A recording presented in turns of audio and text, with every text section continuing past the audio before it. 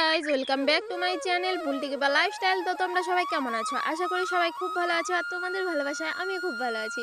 তো দেখতেই সকালের ভিডিওতে তোমরা দেখতেই পেরেছো যে আমি আর আমার বর তুফানগঞ্জে এসেছি। তো বর তুফানগঞ্জে এসেছে আর নদীর পাড়ে ঘুরতে যাবে না, এটা কোনো দিন হয়? তো বরমশাই দুপুরে খাওয়া দাওয়া করার পর একটু রেস্ট নিয়ে তারপর বরমশাই বলছে যে চলো আমরা এখন নদীর পাড়ে যাব একটু ঘুরতে। তো আমি যেতে চাইনি, পরে বললো চলো না একটু ঘুরে আসি। ঠিক আছে চলো। তো নদীর পাড়ে এসে আমার সাথে আর কি আড্ডা মারবে, উনি মোবাইলে এত ভালো নেটওয়ার্ক পেয়েছে, মোবাইল নিয়েই ব্যস্ত। তো তারপরে আমি একটু বকর বকর করছিলাম ওর সাথে, কিন্তু ও আমাকে কোনোভাবেই পাত্তা দিচ্ছে না। আর আমার বাবার বাড়িতে আসলে ও আমাকে কোনোভাবেই পাত্তা দেয় না, শুধু শালি শালি শালি। কারণ হচ্ছে আমার তো নিজের বোন নেই, আছে, সেটা হচ্ছে আমার দিদি। তো সেগুলো তো আর শালি হবে না, জ্যাস শালি হবে।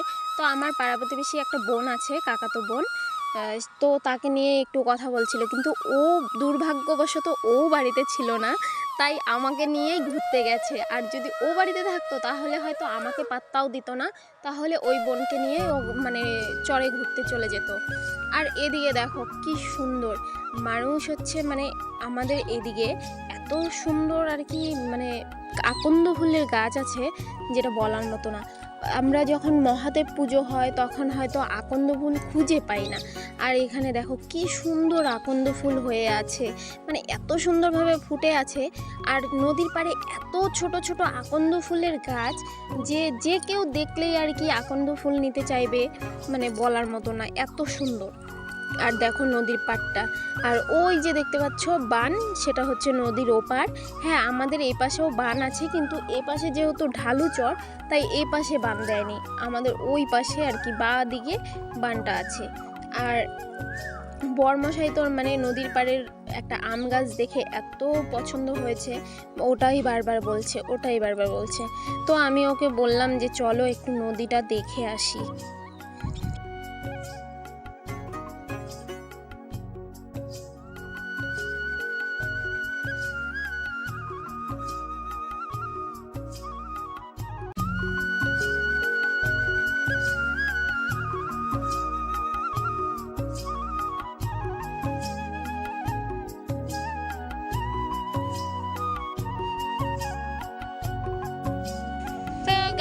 চলো আমাদের নদীর পাড়টাও তোমাদের একটু দেখাই।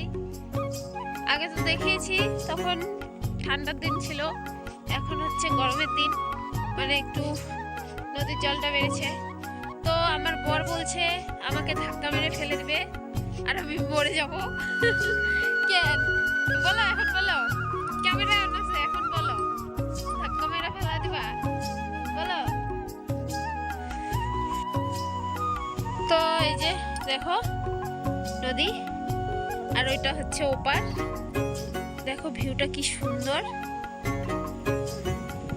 আর এই যে কচুরি পানা আটকে আছে, হ্যাঁ। আর ওইদিকে দেখো ওই যে ওপারের অনেকেই হচ্ছে মাছ মারছে, এই যে দেখতেই পাচ্ছ, ক্লিয়ার আসছে না, কিন্তু এই যে দেখো মাছ মারছে।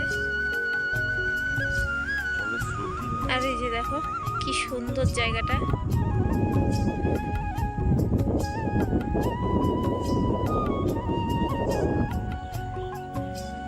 আর কি সুন্দর হাওয়া দিচ্ছে, ফুরফুর করে হাওয়া হচ্ছে।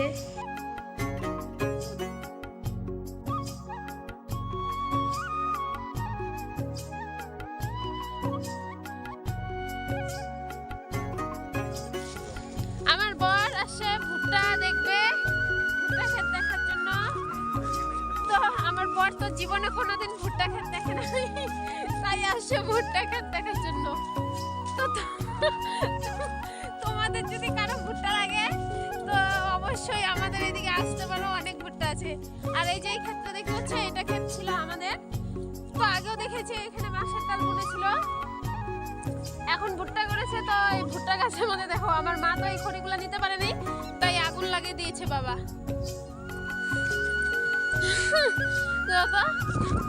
দেখতেও শান্তি, কি ভালো লাগতেছে। দেখো উপরে পাহাড়, এই দেখো গাইস পাহাড়, দেখেছো আমাদের পিছনে অনেক বড় একটা পাহাড় আছে, জয়ন্তী পাহাড়। তো তোমরা বলো তো এটা কি গাছ? সবাই যদি জেনে থাকো সবাই কমেন্টে বলবে যে এটা কি গাছ। দেখো কত ছোট ছোট হচ্ছে ফুল হয়েছে, অনেক ছোট ছোট ফুল হয়েছে। আর এটার পাতা দিয়ে আমরা হচ্ছে ছোটবেলায় অনেক বাঁশি বাজাতাম। আর এই গাছটাতে অনেক সাপ ঠাপও থাকে, তাই একটু ভয়ও লাগে, কিন্তু আমরা প্রচুর ছোটবেলায় বাঁশি বানাতাম এই পাতা দিয়ে। দাঁড়াও দেখাই। এটা দেখতে অনেকটা বাঁশের পাতার মতন, কিন্তু এটা কি গাছ তোমরা হচ্ছে কমেন্টসে সবাই বলবে। আর আর দেখো এই যে এটাতে অনেক ছোট ছোট ফুলও হয়, আর এই ফুলের বড়াও আমরা মানে খেয়ে থাকি, খুব ভালো লাগে। তো তোমরা সবাই কমেন্টসে বলো। আর এটার পাতা দিয়ে আমরা ছোটবেলায় একটা বাঁশি বানাতাম, তো যেটা আমি বানিয়েছি তোমাদের এখন দেখাই কিরকম বাঁশিটা।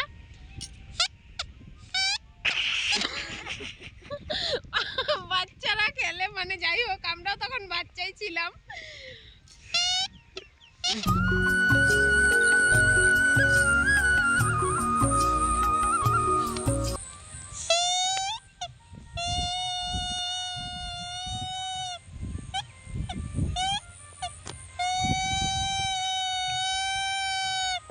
তো আমি তোমাদের সামন থেকে বাঁশিটা বাজিয়ে দেখাচ্ছি।